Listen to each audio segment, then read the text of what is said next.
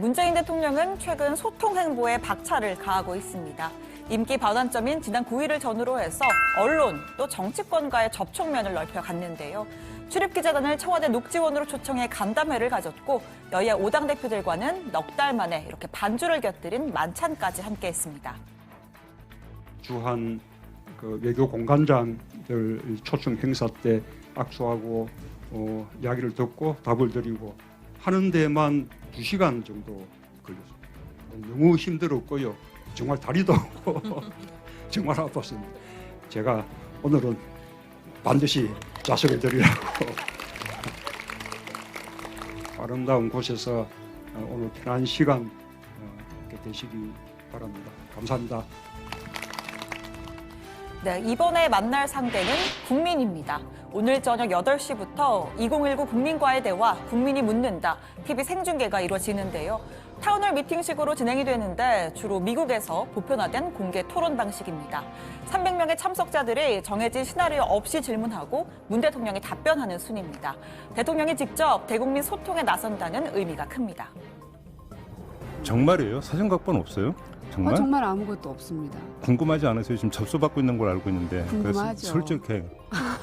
궁금하죠. 그런데 진짜 무슨 모르세요? 질문이 있을까? 모릅니다. 그래요? 전혀. 네, 그러니까 말이 자유로운 대화지 답변하는 입장에서는 출제 범위가 무한대인 시험을 보는 것과 마찬가지일 겁니다. 자, 오늘 진행은 53년생 동갑내기인 라디오 DJ 배철수 씨가 맡고요. 이 300명의 참석자들은 지역, 성별 등 인구 비율 그리고 노인, 농어촌, 장애인 등 사회적 약자와 소외지역 국민들을 배려해서 선정했다고 합니다. 독도 소방헬기 실종자 가족들도 참석할 예정입니다. 작은 대한민국을 컨셉트로 마련된 국민과의 대화를 통해 다양한 국민들의 의견을 경청하고 국정 운영의 방향과 의지를 소상히 설명할 예정입니다. 국민 통합의 장, 진솔한 소통의 장이 될 것으로 기대합니다. 다만 정치권, 특히 야권의 시선이 곱지만은 않습니다. 소통이 아닌 쇼, 매번 소통한답시고도 변화가 없지 않았느냐 하는 겁니다.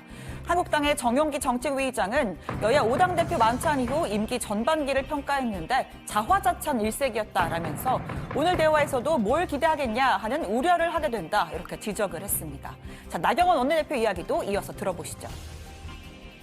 영혼 없는 지지층과의 덕담이 되지 않기를 기대해 봅니다.